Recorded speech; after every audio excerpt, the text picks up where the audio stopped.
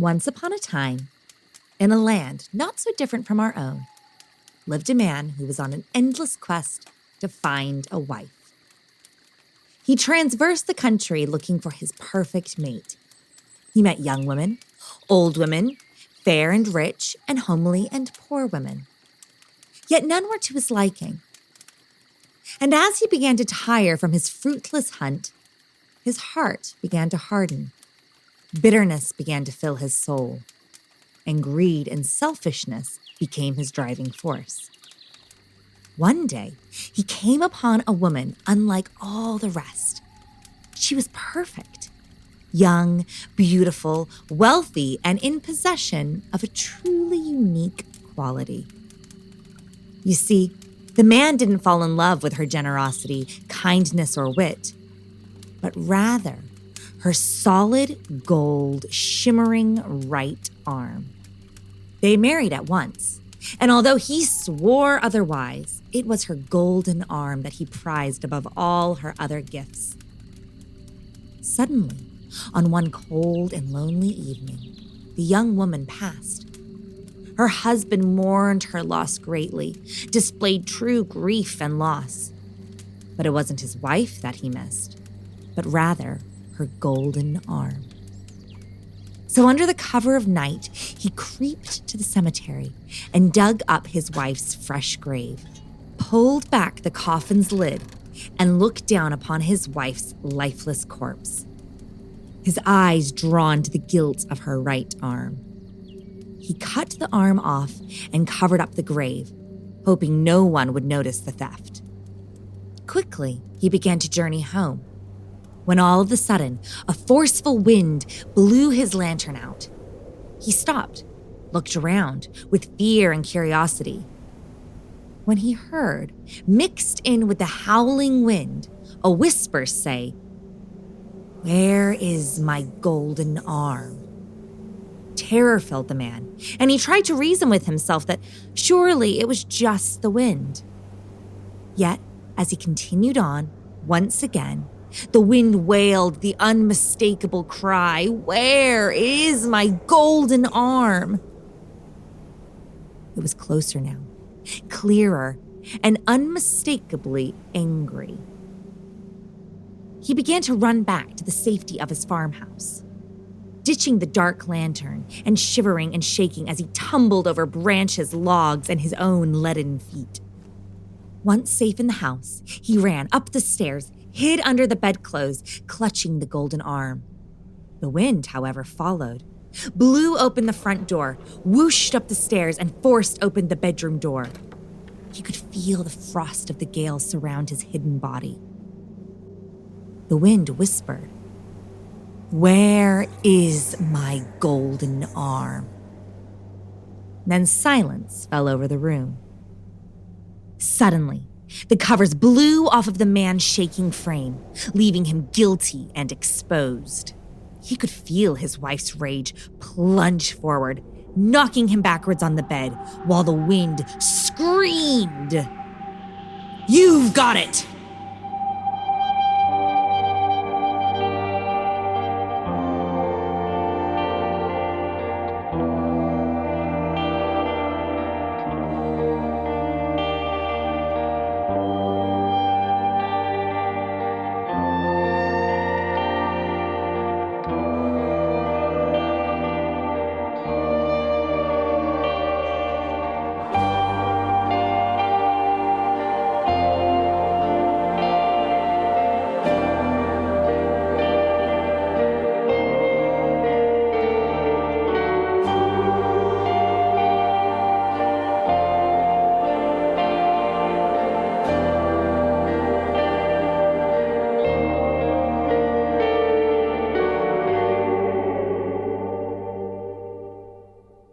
Welcome to episode 32 of The West London Witch, a podcast where we share stories about those moments when we find ourselves very much not alone.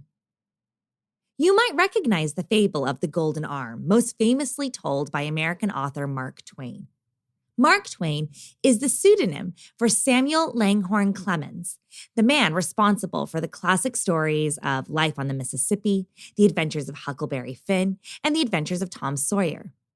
Today, we are lucky enough to have Grace Belanger, the Associate Director of Interpretation for the Mark Twain House and Museum, located in Hartford, Connecticut, to share with us the incredible life of Sam Clemens and the stories of the paranormal that he is still connected to this very day. I'm Rebecca Struzina, and this is the West London Witch, Episode 32, The Adventures of Mark Twain.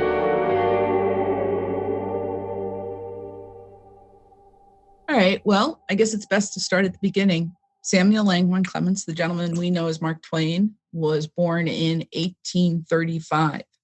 And at the time of his birth, Halley's Comet was traveling through the night sky. And Sam's mother, Jane Clemens, thought that the comet coming through the night sky was a symbol that her son, who was born really sickly and very poorly, was going to do wonderful things. And so that was sort of in the back of her mind as she was raising him, and, something that followed him through his life.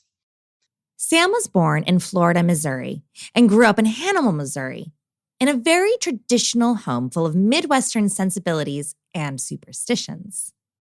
And when he was a child, he got a lot of time out on his uncle's farm, and he heard a lot of ghost stories told to him around the fires at night when they were out playing on their uncle's farm. And he actually accredits his storytelling ability to one of the enslaved persons on his uncle's farm. One of the most famous stories that Twain tells is the tale of the Golden Arm. And he heard that when he first sat around those campfires in the Midwest in Missouri from this slave that was named Daniel. Sam left home at a young age to find fame and fortune. And through his travels, he encountered lots of new and interesting people and many different stories and superstitions as well. And he was always writing, and there were a few times when he would talk about how places would invoke the feeling of spirits or the feeling of ghosts. He talks about being out in Las Vegas. Say Las Vegas because that's, of course, what you think of when you think of the Nevada territory. He was out in the Nevada territory, and he said he would be walking through the cemeteries and he could see the apparitions rise above the gravestones of the people that had been buried there. But he really had his most personal experience when he was a riverboat pilot on the Mississippi River. In Sam's late teens, early 20s, he had been a printer and decided it was time to move on from that job and take on a new adventure. He decided to become a riverboat pilot on the Mississippi River, and his younger brother Henry decided to follow suit and join his brother on the boats as an engineer. They were actually working together on the same riverboat called the Pennsylvania. And Sam was a little bit of a bad boy, I guess you would call him. He liked to drink and party and things like that. And one night he got a little bit drunk, or had a little bit more to drink than he possibly should have. And when he gets back to the riverboat that he was working on, the Pennsylvania, his captain, the ship's captain, says, you can't work this way. You can't get off my ship. You got to go sober up. So Sam goes to spend the night in a hotel, and, probably passes out in his bed. And while he's sleeping it off, he has what can only be described as extremely lucid dream. One of those dreams where you can touch and you can feel and you can taste. Well, he has one of these dreams that he describes, and it is of himself walking into sort of a hastily put up tent in the middle of a very foggy field.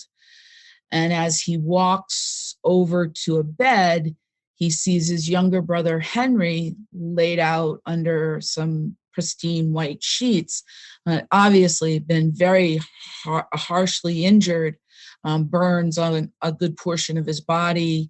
He's obviously not doing very well. And Sam looks to the nurse who's standing next to him and he says, what can I do? And she says to him in the dream, the nurse says, you should find a suit to bury him in and reach out to his family. In the dream, Sam leaves the tent to go back to his suitcase and retrieves a brown suit. He goes back to the tent, and this time when he enters, he sees a pine coffin resting on two sawhorses. As he looks down into the coffin, he sees the body of his brother Henry in a very ill-fitting brown suit. And Henry's holding in the center of his chest a bouquet of white roses with a single blood red rose in the center. So he realizes when he wakes up that it was just a dream, and he goes off to work or goes back to the docks with his stuff and gets on the very first ship, I should say. He notices that there's an unusual amount of activity and people are running to and fro while they're on the docks, and that, a lot of people are jumping on to boats and they're all headed south. And he finally asks some gentleman that he knows, what's going on? And the gentleman looks at Sam and says, didn't you hear? There's been an accident. The Pennsylvania exploded last night. Dead and dying are being brought to Memphis, a field in Memphis. Now, of course, Sam's brother's on that ship, and Sam's in an absolute panic. So he gets on the very first riverboat heading south and travels down to where the accident occurred. And when he gets off the ship, he's started looking for survivors and looking for crew of the Pennsylvania. And he's finally pointed to a field. And in the field, there are two tents. He's brought to the first one, and there he sees his younger brother laid out in a bed. And he turns to the nurse, and of course she says, you should get in contact with his family and bring him a suit to be buried in. He goes back to where he left his bag. He pulls out his only suit that he has available, and he realizes it's the exact brown suit that he had seen on his brother the night before. When he gets back to the field, he's directed not to the hospital tent, but to the other tent. And when he walks in, there are pine coffins laid against the floor and on the walls. And there in one of those coffins is his brother. Now, everything is exactly the same as his dream, except for the bouquet of white roses with the red rose in the center. And he thinks, this is really, really odd. This is really bizarre. And as he turns around, in walks a nurse with a bouquet of white roses with a single red rose in the middle. From that moment on, Sam believes that he possesses what he calls the powers of the mind, the ability to somehow connect with the spirit world. Understandably, Sam never really recovered from the tragic passing of his brother. He began to go to spiritualist shows and talk with mediums to see if he could reconnect with his beloved Henry. And of course, here in the United States, spiritualism is on the rise. It's been slowly, being thought of as a way of reaching out to those beyond the veil prior to the Civil War. But after the Civil War, it becomes a huge movement. And when he is finally married to Livy Langdon Clemens, the woman that he falls in love with over the course of a day and a half within meeting her. He actually proposes at their very first meeting. They are sort of in a society that spiritualism and spiritual shows and mediums are often brought into the parlors of those homes and often sought out by the people they knew. And even later in life, after they lost their son Langdon and Susie, Sam's oldest daughter, who's the only person that we know that died in the Mark Twain house, passed, the family would talk with mediums in the hopes that they could get a message from Susie and Langdon and even Jervis, Livy's father.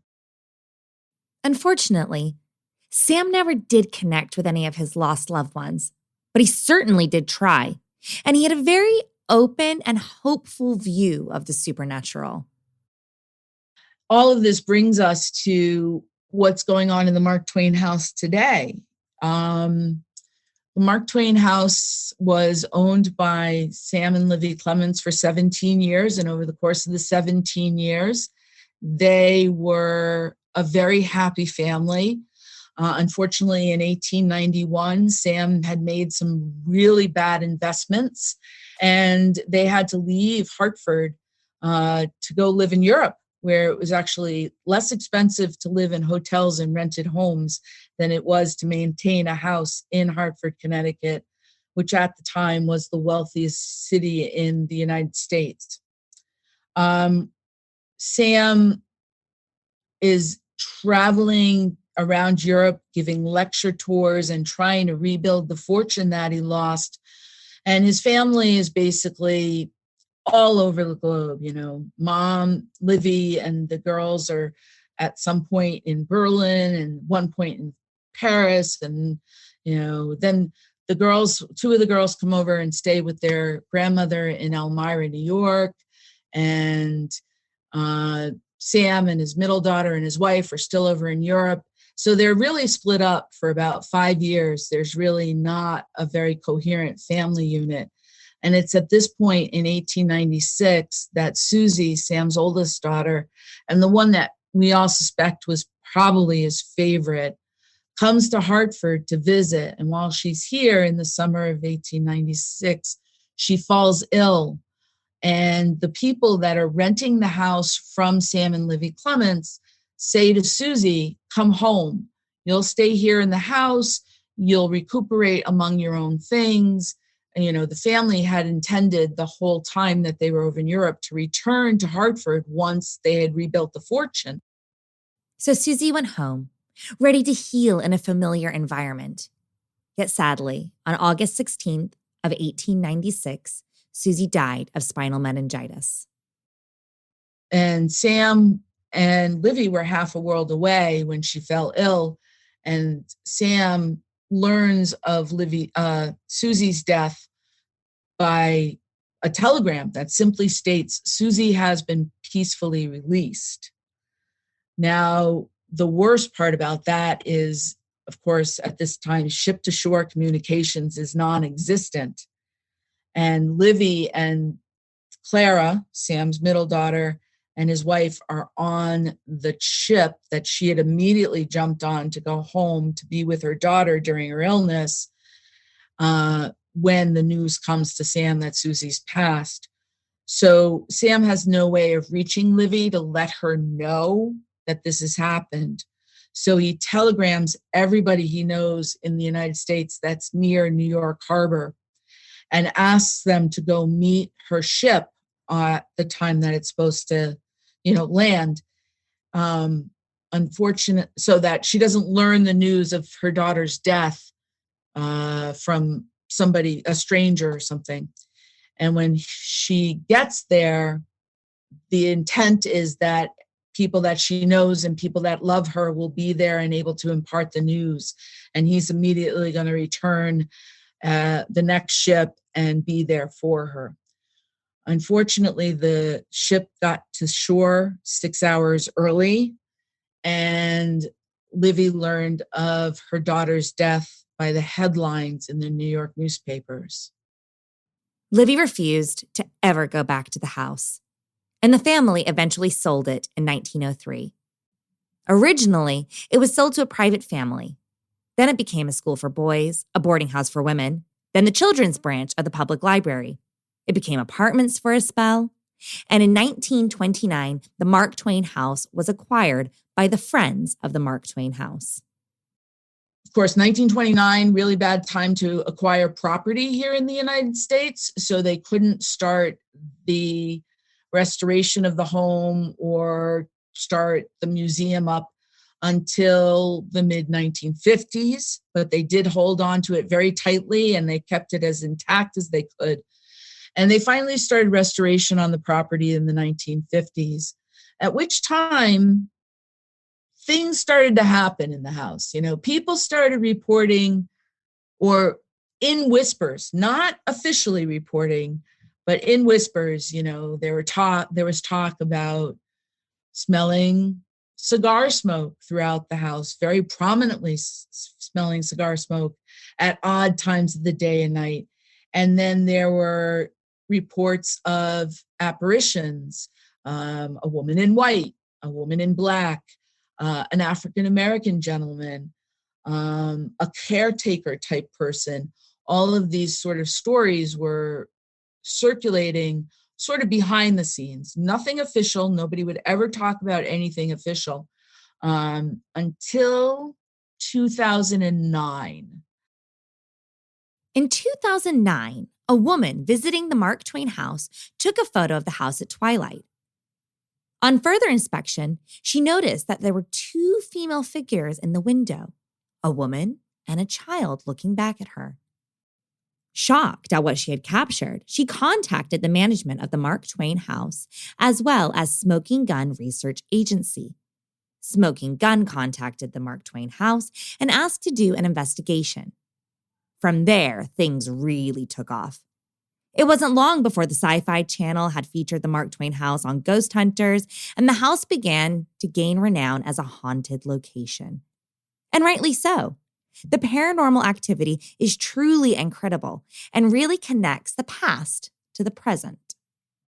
One of the best stories that we have of the family's time in the house, to sort of show you that the home itself was a true family home. It wasn't just some well-known author raising his kids. He was truly a family man, and his family were well connected, and they definitely loved each other. One of the things that Twain claimed to be, or Sam claimed to be, was a Connecticut Yankee by adoption, but a Missouri roughneck in all other things. And he truly had some less than proper behavior around guests and such. And when Livy was trying to raise her girls in a very proper upbringing, because Livy, of course, comes from sort of a higher class than Sam himself does, she develops a game called Dusting Off Papa. And what this game is, the three daughters would sit during dinner parties on the front stairs in the hallway, and they could look into the dining room. And from where they sat, their mother could see them on the staircase, and they would have colored cards, and they would listen to the conversations that were going on around the dinner table, and they would listen to what Sam was saying and what he was doing and such. And if he did something that wasn't proper, they'd raise a colored card.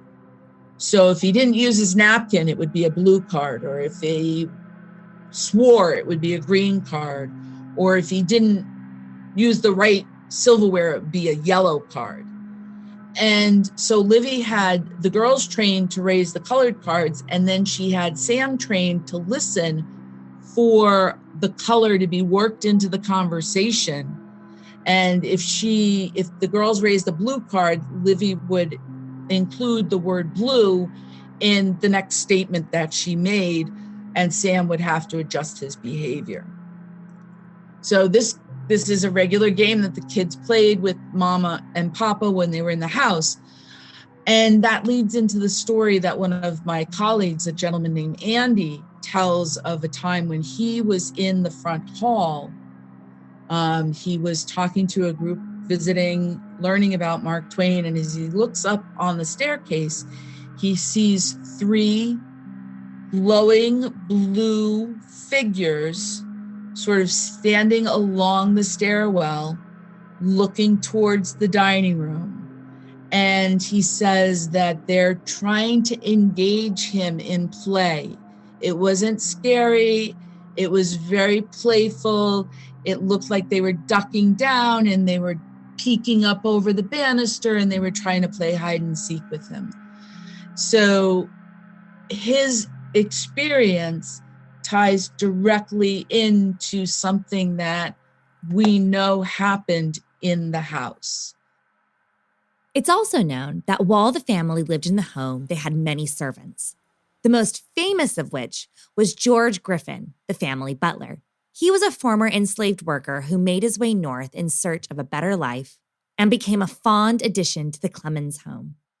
And George becomes very connected with the family. He was a very bad butler for most part. Like, he didn't really want to do any work, but he remained with the family and was very loyal to the family for 17 years while they lived in the house. One of the apparitions that has been reported in the house is an African-American gentleman, usually seen in the area of the home where George's bedroom, because he did have a room in the house on the third floor. That's usually where the apparition is seen. But we've also had one of the TAPS, the Atlantic Paranormal Society gentleman, Adam Berry, came in and he did a flashlight session, use the right flashlight for yes, the left flashlight for no, and the center flashlight for anything else you want to do. And as Adam is talking, asking questions about who's responding to his questions, he asks if it's Susie and nothing happens. If he asks if it's Clara and nothing happens, he asks if it's George, and the flashlights go crazy. Grace herself hasn't seen George's ghost, but she has been around while others have. Once, while guiding a tour around the home, Grace's guests got a lot more for their money than just a view of the rooms in the garden. So I was standing in front of George's bedroom door, and the people that were standing looking at George's bedroom door, their eyes all got really wide. And I looked behind me, and when I looked back, I'm like, what's going on? And they said, there was somebody behind you. He looked like he was African-American. And I'm like, well, there's nobody there now. But they all saw him. And that's not the first time that's been reported. Another common sighting in the house is that of a somber woman clad head to toe in black. And what's so fascinating is that we know exactly who that woman is. One of the big tragedies of the Clemens life was when they lost their son Langdon. Their firstborn son was a boy. His name was Langdon. He was born the year after they got married, and unfortunately died when he was 18 months. He had diphtheria, and Livy was devastated. And of course, during that time, you have mourning practices where they would collect hair from those that had passed and make jewelry and wreaths out of it. They wore mourning clothes, the black clothes, and they used pansies, the symbol of a pansy, for remembrance. And Livy had an outfit made, a black dress made with purple and yellow pansies embroidered on the dress. And one of my colleagues was on the second floor of the Mark Twain house one day, and he was talking about how Langdon had been lost. He was standing in the master bedroom, and as he looked around the room, out of the corner of his eye, he sees a woman in black with purple and yellow flashes on the dress. And later, when he thinks about it, those purple and yellow flashes are pansy in shape. So he believes Livy was there listening to the story of Langdon's death and wanted him to know that she was in remembrance of Langdon wearing the black dress. It's clear that even in death, Sam and Livy are devoted parents, as this isn't the only occasion that a story about their children has elicited an unexplainable response. But when I was a guide, it was probably January or February, and I was bringing a group of 14 to 16 people into the house, And the way I give my tour is I, talk about the fun times that the family had throughout the first few rooms. And then because of a quote a quote of Mark Twain's, I talk about how they lost Susie in the library of the house. Sam doesn't really know a lot about how Susie died, where Susie died in the house, and he didn't make it back for her memorial or her funeral. The memorial, the viewing was actually held at the house itself.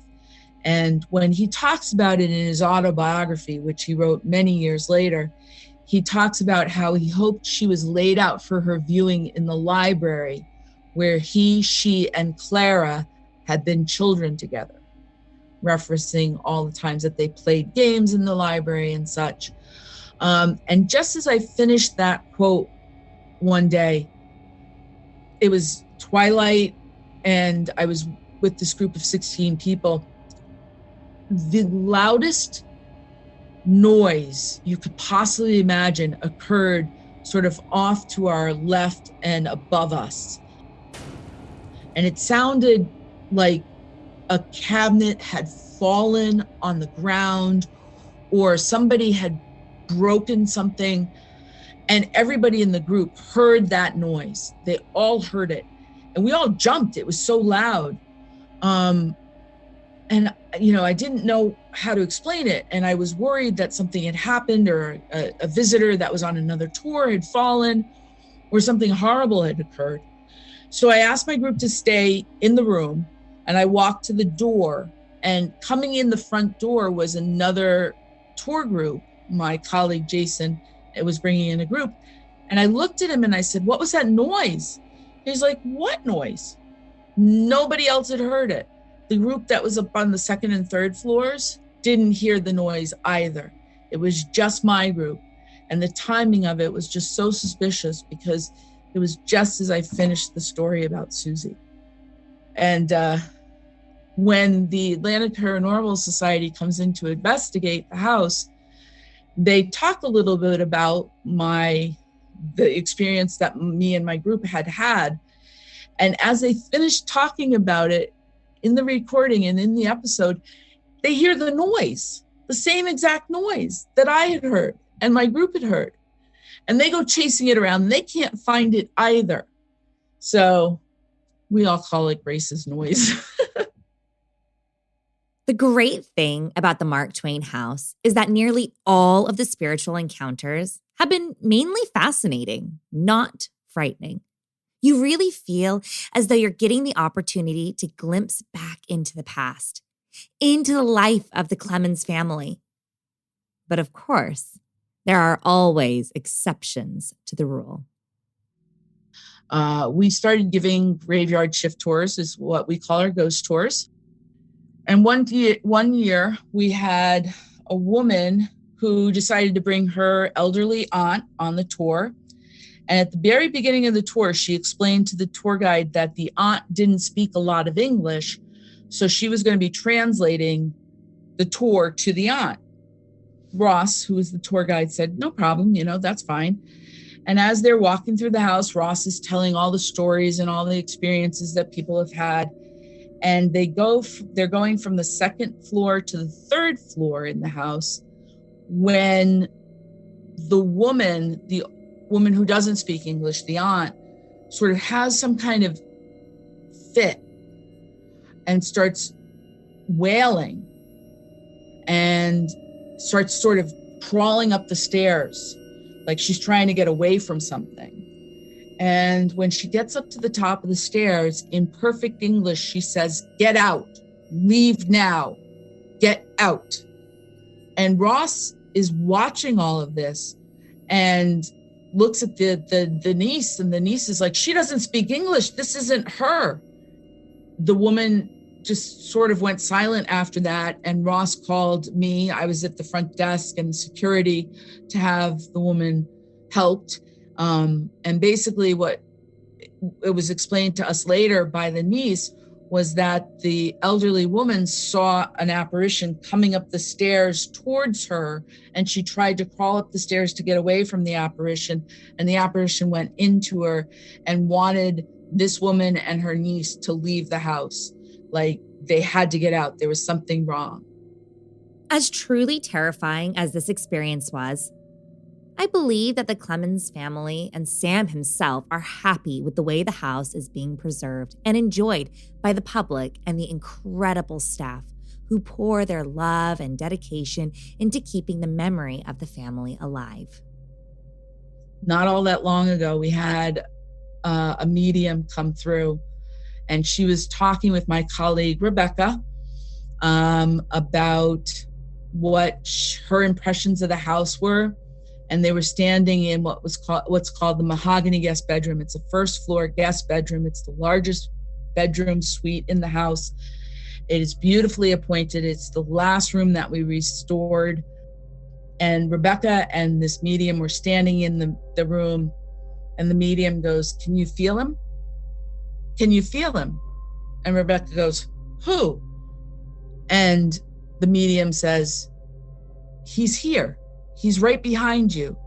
He has his hand on your shoulder, and he says, 'You've done an excellent job.'" And Rebecca's like, "Who?" Now, Rebecca has been with the Mark Twain house for over 20 years. She is the longest employed employee at the house as of this date. And she started working there when she was in college, and she's been promoted up to Director of Historic Interpretation. She's the one that we look to for guidance to tell his stories. She's the one that keeps us honest and makes sure that the Mark Twain house is personally represented and Mark Twain stories are told honestly and with all the passion that we can feel for his family and his life. And the medium says to her, "Mark Twain, he's here. He appreciates what you do for him every day." What a gorgeous affirmation that the work being done in the home is truly honoring the memory of this precious family. The end of Sam Clemens' life is much like the beginning, for it was written in the stars. Sam was born under Halley's Comet and passed in 1910 as Halley's Comet once again soared through the night sky. A few months prior to his passing, Sam actually wrote in a letter that stated, "I came in with Halley's Comet. It's coming again next year. The Almighty has said, no doubt, now there are these two unaccountable freaks. They came in together. They must go out together." And on April 21st, 1910, one day after the comet had once again journeyed through the sky, Sam as well ascended to the heavens to join it. Well, if you are interested in visiting the Mark Twain house and can't actually come in person, you can go onto our website, marktwainhouse.org, and you can check out our virtual tour. We are also open 360 days a year to visitors, and you can come take a tour. It is guided tour only, and we would love to have you come visit. We also do our graveyard shift tours, and we also have what we call our living history program, where you can go on tour with someone from Twain's own life, an actress or an actor portraying Livy Clemens or Susie Clemens or George Griffin will take you through the house and tell you their tales of the family of Mark Twain and what it was like to live and work at the house.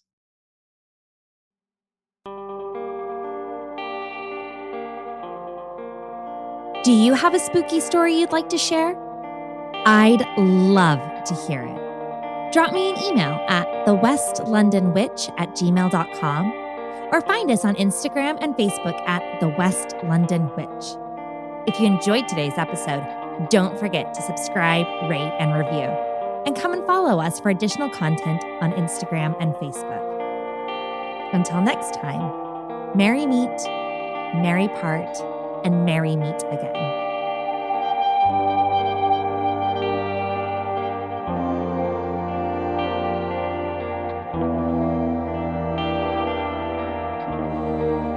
The West London Witch is created by me, Rebecca Strazina.